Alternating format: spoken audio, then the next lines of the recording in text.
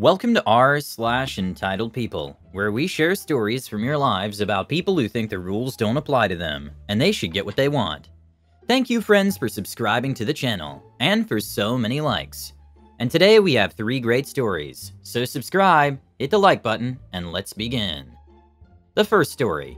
Sometimes someone will tell you they know the owner because they really do know the owner. The second story. I find out boss has been disguising staff-wide pay increases as personal meritorious raises. Protest by mocking the boss openly because... The third story. Our not-so-kind deputy tried to dump his illegal business on me, but the truth came out. The first story is... But I really do know the owner. Little bit of backstory for context. I used to live in Southern California. My stepdad was in the military and we moved around a lot. I started high school in CA, then moved to NC where I graduated. I've been back to CA twice since I moved. Once the summer after I graduated to visit my father and my friends from high school, who still live there, and once to see an old friend graduate from college. It's the second visit that's the background for this story. So I had come to visit my friend. Let's call him Rob, because he was graduating from college with a master's degree in computer engineering. I was spending 2 weeks in Cali and was planning to spend some of that time seeing my father, and also catching up with the good friends I had missed seeing from high school. 2 of those friends, Ken, not real name, and Andy, not real name, were friends from high school, while Rob was a friend from church. Rob and I actually had a relationship until I moved, and it was the long distance that finally separated us, but we were still good friends. Ken and Andy were top musicians, and Ken ended up opening a restaurant/jazz club in the area. Ken was the actual owner, while Andy was in charge of the bands that played there, one of them being his own. I'd heard about the restaurant and jazz club and decided to surprise the both of them by coming to visit. I called around our friends and, after begging them to secrecy, found out which night they would both be at the restaurant. I then went there planning to eat dinner and hang around until I got a chance to see them. I'd been sitting for a while, enjoying my delicious meal when the server came up to ask how I was doing. Server equals server, MGR equals manager, me equals me, aka Lady Storm. Conversation is not 100% accurate. It has been a long time, and my memory isn't as sharp as it used to be. Server, is everything okay over here? Is there anything I can do for you? Would you like more coffee? Me, oh, everything is fine. The food is delicious. No, I'm good on coffee at the moment, but there is something you could do for me, please. Server, absolutely. What can I do for you? Me, would you tell the owner that there's a customer here that would like to speak to him? When he gets a spare moment, of course. I had a big smile on my face as I said it. The server's smile slipped a little bit. Server, is there a problem? Please just let me know and I can fix it for you. No need to bother the owner. Me, oh no, I'm sorry, you misunderstand me. Everything is fine. I'm an old friend of Ken and Andy's from high school. I haven't seen them in years. I'm in town visiting and thought I would come by and surprise them. I'm looking forward to seeing them after all these years. Looking back at it now, I realize how it might have sounded to the server, but this was back in the 90s. Entitlement wasn't as prevalent then as it is now. Or at least stories weren't as widespread as they are now. So I was a little put off by how her smile changed, and how her eyes rolled. Server, miss, it's gonna be busy right up until closing. Me, oh that's okay. I don't have any plans tonight. I don't mind waiting. The server just sighed, gave me a nod, then turned and walked away. About 5 minutes later, an official-looking guy walks over to my table. The server was at the server station, but I could tell she was listening. Manager, I understand you were asking for the owner? Me, hi there. Yes, I wanted to see Ken when he had a spare moment. Or Andy. Either one would be fine. Manager, the owner's going to be really busy all night tonight, and the entertainment manager has nothing to do with the restaurant side of things. I'm the manager for the restaurant and the club. What seems to be the problem here? Me, oh, there's no problem. Everything is great. I explained to the server I'm an old friend of Ken's and Andy's from high school. I'm in town visiting and decided to surprise them tonight. Manager, so she said. But as I said, he'll be busy all the way up to closing tonight. Me, oh that's okay. I don't mind waiting. I can take in the band. I love live music. Manager, look lady, we don't comp meals. We don't do discounts unless there was a major problem with the meal, which I can tell by your empty plate that there wasn't. We don't move people to the VIP section without prior notice from the owner, entertainment manager, or myself. There are no notices for VIP guests tonight, and there's a $20 cover charge for anyone staying to hear the band. No exceptions. Me, wait, I wasn't asking for. Manager, lady, I've heard it all before. Old friends from high school. old friend of the family's, old girlfriend from college. Maybe you even went to the same high school. We've had quite a few of those too, but just because you went to the same high school doesn't mean you actually know him. Me, but I do know Ken and Andy. I used to sing with their high school band, insert band name here. Andy was my big brother in high school. Look, if you tell either of them that Lady Storm is here, I'm sure they will want to come say hello. Manager: Andy, your big brother, sure. He looked at me funny when he said that. Perhaps it's because both Ken and Andy are black, and I'm as white can be. Lady, you need to pay for your meal, and leave. I won't have you causing a scene in our club. If you won't leave on your own, I'll have to have security or the police come remove you.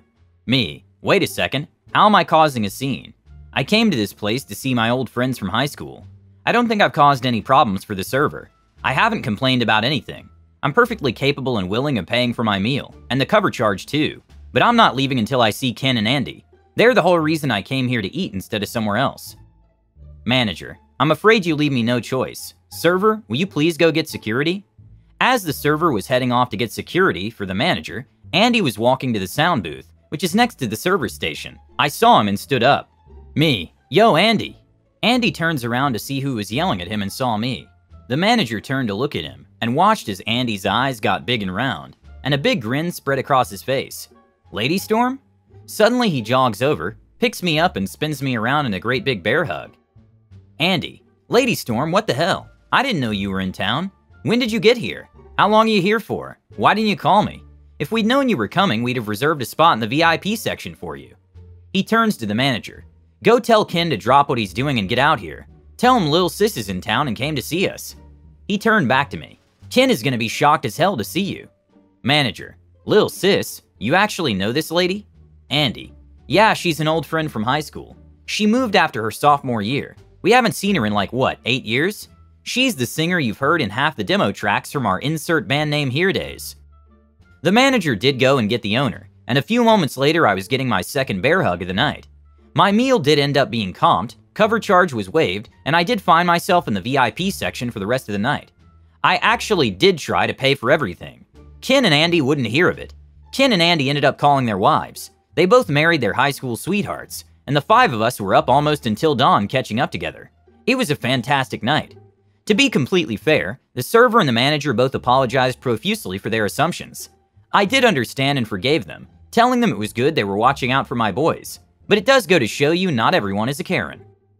The second story is, just got fired. Hey, just got fired after some light protest. After working at this restaurant Zingerman's Roadhouse for a year and a half as of today, I got sat down for a conversation with my boss in HR.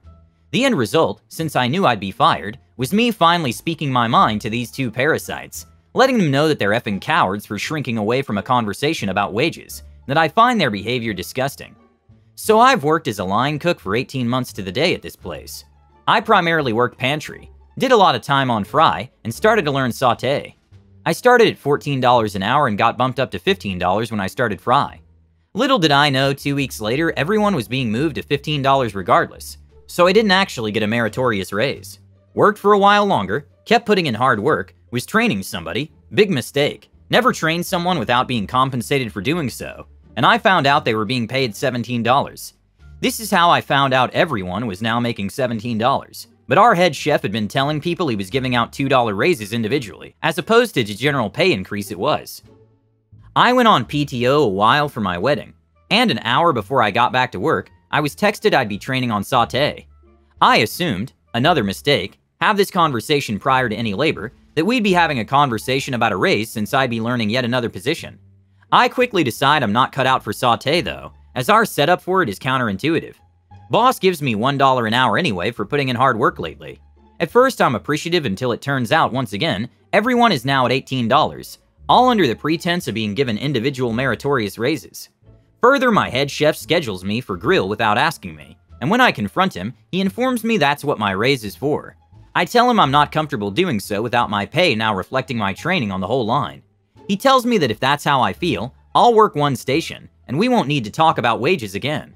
So I did a little digging around. I found that a lot of people were really unhappy with their pay, and that even people who had worked here for a decade weren't getting paid any more than me. Now I'd had several talks with him about bumping my pay up, increasing all our pay to living wages when that's the appeal of this restaurant, and how that would fix our labor shortages and ease the tension on our staff. Every time I was reminded that COVID really hurt restaurants, and so that wouldn't be possible. Being told I could learn to do literally every job in the back and not get a single meritorious raise after a year and a half just broke something in me. So I took a roll of tape after my boss left and posted messages all over the kitchen informing people that they could join the IWW, what I was making, that they should talk to each other about their wages, and about 20 posts saying things like, "Want a raise? Call me." And then posting my boss's cell number, which was already publicly posted on the wall, so I wasn't giving out private info. I even made sure some were in Spanish for my coworkers, who did not have English as their first language. So I don't feel bad about getting fired or hurting my boss's feelings. I don't feel bad about telling the woman from HR to go F herself when she tried to imply that mental illness was behind my outrage. I don't feel bad about telling my chef he knows he's doing something evil by taking advantage of my coworkers and their labor.